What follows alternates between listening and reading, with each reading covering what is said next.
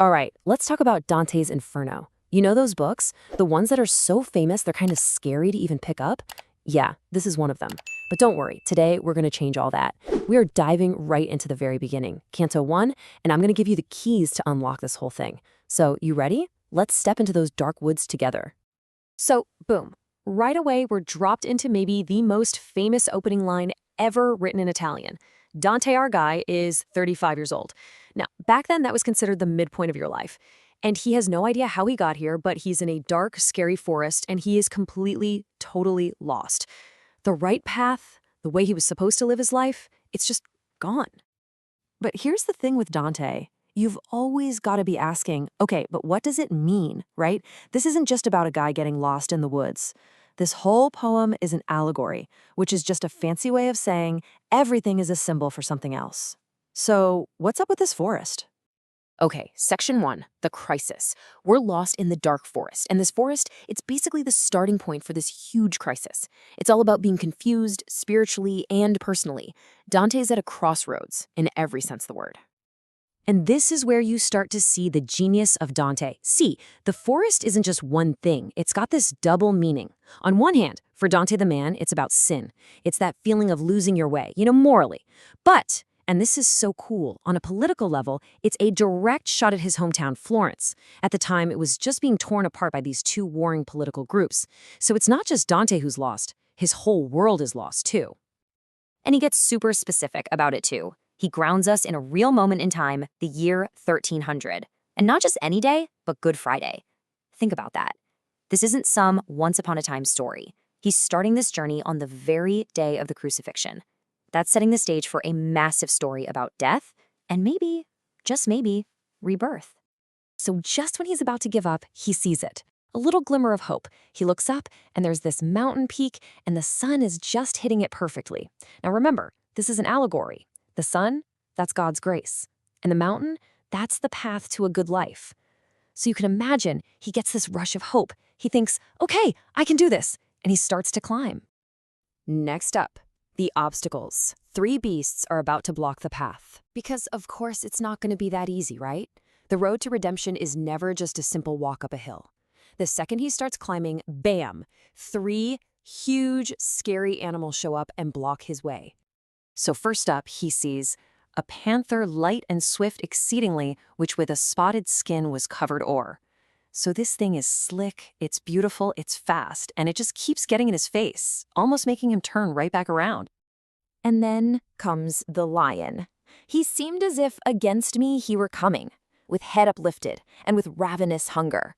This guy is not subtle at all. He's coming right for Dante, head held high, looking so proud and hungry that Dante literally says the air itself seemed to be scared of him. But the last one is what really breaks him. And a she-wolf that with all hungerings seemed to be laden in her meagerness. A she-wolf. And she looks so skinny, but you can just feel this endless gnawing greed coming off her. The sight of her is so terrifying that Dante just loses all hope. He's driven right back down into the dark. Okay, so what's the deal with these animals? Let's decode this. Just like the forest, they've all got that double meaning. The panther, that's worldly pleasure or lust, and it also represents the city of Florence. The lion, that's pride, pure ambition, and it's a symbol for the French monarchy. And that she-wolf, the one that scared him the most, that's greed or avarice. And for Dante, that was the papacy, the church leadership, which he saw as incredibly corrupt. So you see, these aren't just random monsters. They are the exact sins and political powers that Dante believed were blocking humanity's path to God. All right, next section, the mentor, a guide from the past. So Dante is being pushed back into the darkness, back to where he says, the sun is silent. What a great line. And just then, a figure appears, kind of faint, like a ghost, and his voice sounds like he hasn't spoken in a very, very long time.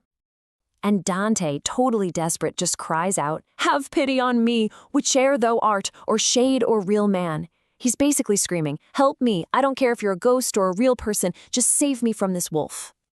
And then the guide tells him who he is. He's not a living man. He is the ghost of Virgil, the ancient Roman poet. For Dante, this is just mind-blowing. It's like his all-time hero just showed up when he needed him most. So, why Virgil? Who is this guy? Well, first off, he wrote the Aeneid, which was like the epic poem of ancient Rome. Dante basically worshipped him, calling him his master, the guy he learned everything from. But here's the most important part for our story. In this journey, Virgil represents human reason.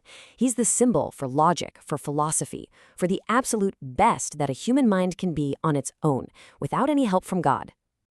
Which brings us to our next part, the choice. An alternate route is proposed. So Virgil, human reason itself, looks at the situation. He sees Dante totally broken down, terrified of the she-wolf, and he basically lays out a choice for him, a really tough one. Virgil's words are pretty blunt. He says, "Thee it behoves to take another road, if from this savage place thou wouldst escape." Basically, look, you can't go up the mountain. That path is blocked. The she-wolf of greed is way too powerful. If you really want to get out of here, you have to go a different way. A much, much harder way. And here it is, the journey he proposes. It's in 3 parts. First, he says, "I will take you through the eternal place." That's hell, where you will hear the screams of the damned. Second, they'll go to purgatory, where souls are suffering, but they're contented in fire because they have hope. And finally, if Dante wants to go all the way up to paradise, well, Virgil can't take him there. A worthier soul, a woman named Beatrice, will have to be his guide for that last part. So now we're at the final step, for this canto anyway. The journey to hell begins. Think about what Dante's just been told. To get to the light, he has to go through the deepest, darkest place imaginable. He has to look sin right in the face before he can even think about being saved. And he makes his choice. The whole canto ends with this one simple but incredibly powerful line. Then he moved on, and I behind him followed. And that's it. Dante agrees. He puts his faith in Virgil, in human reason, and he takes that very first step on a path that leads straight down into hell. The journey is on. And that leaves us with a pretty intense question, doesn't it? Because Dante's journey, really, is an allegory for our own lives. So I want you to think about this. What if your own reason, your own logic, told you that the only way out of your own personal darkness was to go right through the middle of it, to face the thing you fear the most head on? Would you have the guts to do it? Would you follow?